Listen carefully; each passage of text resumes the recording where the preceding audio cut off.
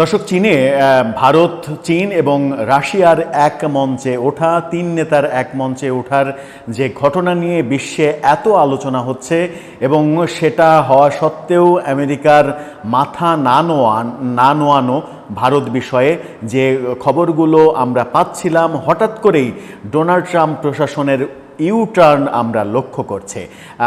খুবই মজার ব্যাপার হচ্ছে যে এই যে চীনে যে ঘটনাটা ঘটলো, এই ঘটনা ডোনাল্ড ট্রাম্পের মস্তিষ্কের উপরে একটা বড় আঘাত তৈরি করেছে।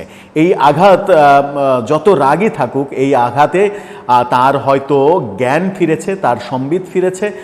ফেরার কারণে তিনি বাস্তবতাটা উপলব্ধি করছেন এবং ডোনাল্ড ট্রাম্পের প্রশাসনের কাছ থেকে একটা চমক জাগানো খবর এবার আসলো। গণমাধ্যম সেই খবরটা দিচ্ছে। খবরটা হলো যে ভারতের সঙ্গে যে বৈরী সম্পর্ক, সেই বৈরী সম্পর্ক হয়তো ডোনাল্ড ট্রাম্প আর রাখতে চাইছেন না, এরকমটাই মনে হচ্ছে এবং সিদ্ধান্ত প্রায় চূড়ান্ত হওয়ার পথে। কি হচ্ছে, কি সিদ্ধান্ত নিতে যাচ্ছেন ডোনাল্ড ট্রাম্প? চীন এবং রাশিয়ার সঙ্গে সম্পর্ক অনেক বড় ধাক্কা দিল ডোনাল্ড ট্রাম্পকে, সেটাই এবার বোধহয় প্রমাণিত হতে চলেছে। কি অবস্থান ডোনাল্ড ট্রাম্পের একটু জানার চেষ্টা করবে এই ভিডিওতে। থাকবেন পলিটিক্স টিভির নিয়মিত আয়োজনে।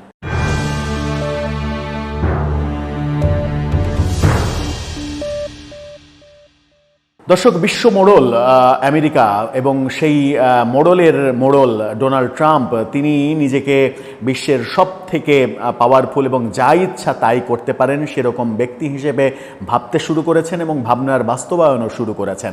ইচ্ছা মতো শুল্ক আরোপ বিভিন্ন দেশের উপরে এবং সেই শুল্ক আরোপ করে নিজের মতো করে বাণিজ্য বাগিয়ে নেওয়ার যে প্ল্যান, সেই প্ল্যান অনেকটাই বাস্তবায়ন করে ফেলেছেন।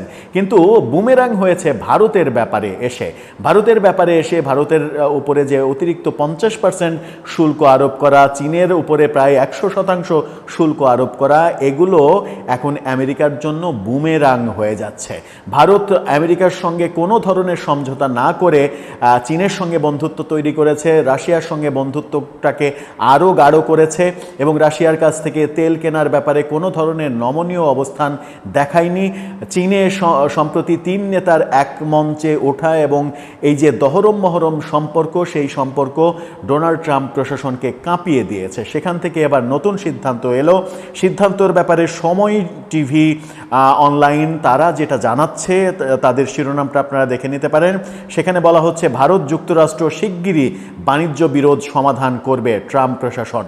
অর্থাৎ এই যে বাণিজ্য বিরোধ, বাণিজ্য যুদ্ধ চলছে, সেটা আর থাকছে না, সমাধান হয়ে যাচ্ছে, এমনটা ডোনাল্ড ট্রাম্প প্রশাসন জানিয়ে দিয়েছেন। তার মানে কি ডোনাল্ড ট্রাম্পের এক ধরনের নৈতিক পরাজয় হয়েই গেল? এই যে আমাদের অঞ্চলে যে আধিপত্যবাদ বিস্তার করা, সেই আধিপত্যবাদ বিস্তার করার যে প্ল্যান, সেই প্ল্যান তার হাত থেকে কি ফসকে গেল? ভারতকে হাতে না রাখতে পারা তার জন্য কি অনেক বড় ক্ষতির কারণ হচ্ছে? কি বলছে তারা, একটু জেনে নেওয়া যাক। ভারতের সঙ্গে বাণিজ্য বিরোধ দ্রুত সমাধানের আশা করছে মার্কিন প্রেসিডেন্ট ডোনাল্ড ট্রাম্প প্রশাসন।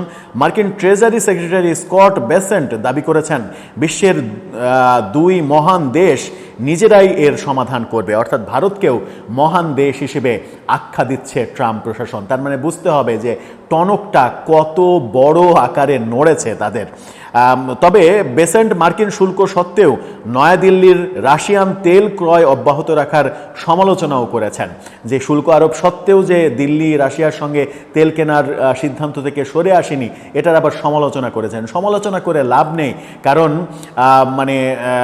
যখন যুক্তরাষ্ট্র ভাবতে শুরু করেছে তারাই একমাত্র পরাশক্তি, তখন অন্য শক্তিগুলো নিজেদেরকে ছোট ক্ষুদ্র এভাবে তো মেনে নেবে না।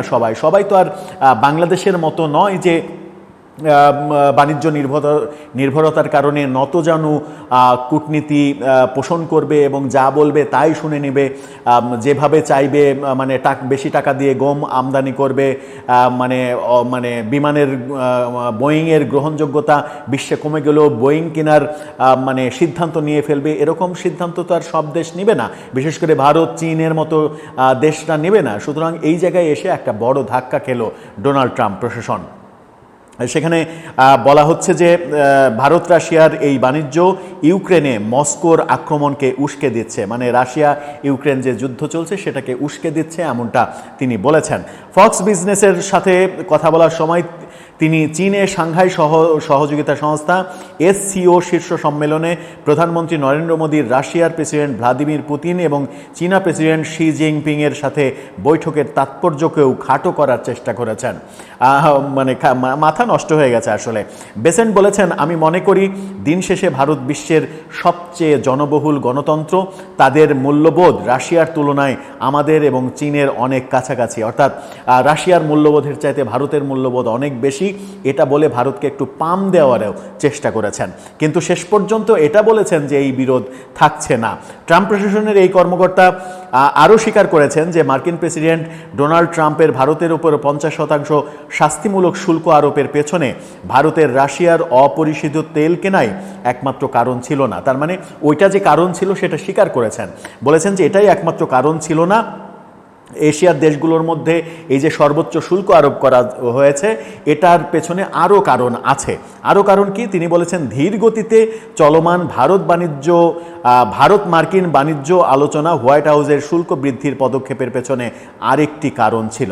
অর্থাৎ ভারত যে ধীর গতি অবলম্বন করেছে, ভারত যে যুক্তরাষ্ট্রের শর্তগুলো মানেনি, তার কাছে মাথা নত করেনি, সেটাও একটা কারণ ছিল বলে তিনি উল্লেখ করেছেন। এবং তিনি এটাও বলেছেন যে এই যে বাণিজ্যের যে বিরোধ, সেই বিরোধ খুব শিগগিরই আলোচনার মাধ্যমে সমাধান হয়ে যাবে। তার মানে যে অতিরিক্ত শুল্ক, এই অতিরিক্ত শুল্ক আর থাকছে না। তার মানে এটা প্রমাণিত যে চীন, রাশিয়া এবং ভারত যখন এক মঞ্চে উঠেছে তখন সেটা আমেরিকাকে অনেক বড় নাড়া দিয়েছে, সেটা আমেরিকার জন্য অনেক বড় ক্ষতির কারণ। এদিকে আর একটা বিপ্লব ঘটেছে, যেটা সেই শিরোনামটাও আপনারা দেখে নিতে পারেন। সেখানে বলা হচ্ছে যে এসসিও সম্মেলনের পর এবার এক মঞ্চে চীন, রাশিয়া, ইরান ও উত্তর কোরিয়া। মহাসমারোহ কি চিন্তায়? এটা আনন্দবাজারের খবর। আনন্দবাজার এই খবরটা বলছে যে চীন, ভারত, রাশিয়ার পরে এবার এক মঞ্চে চীন, রাশিয়া, ইরান, উত্তর কোরিয়া, অর্থাৎ ইরান এবং উত্তর কোরিয়াও সংযুক্ত হচ্ছে এই জোটের সঙ্গে, বন্ধুত্বের বন্ধনে আবদ্ধ হচ্ছে। সেটা ডোনাল্ড ট্রাম্পের জন্য আর একটা বড় বার্তা, কারণ ইরান এবং উত্তর কোরিয়া আরও দুইটা পরাশক্তি বিশ্বের।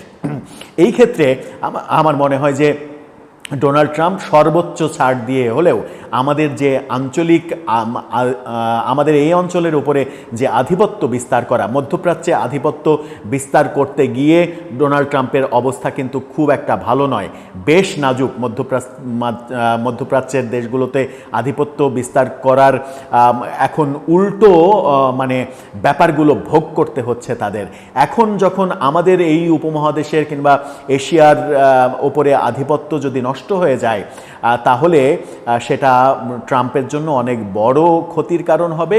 কারণ ট্রাম্প যদি চীনের সঙ্গে টেক্কা দিতেই চায়, তাহলে ভারত তাদের জন্য অনেক বড় অস্ত্র, সেই ভারতকেই তারা হারিয়ে ফেলছে।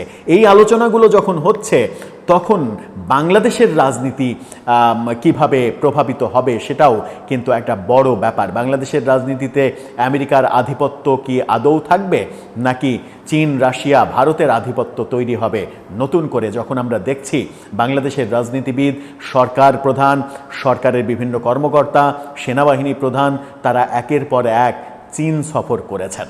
দর্শক, আপনার কি মনে হয়? আপনার মতামত জানিয়ে লিখতে পারেন আমাদের কমেন্ট বক্সে।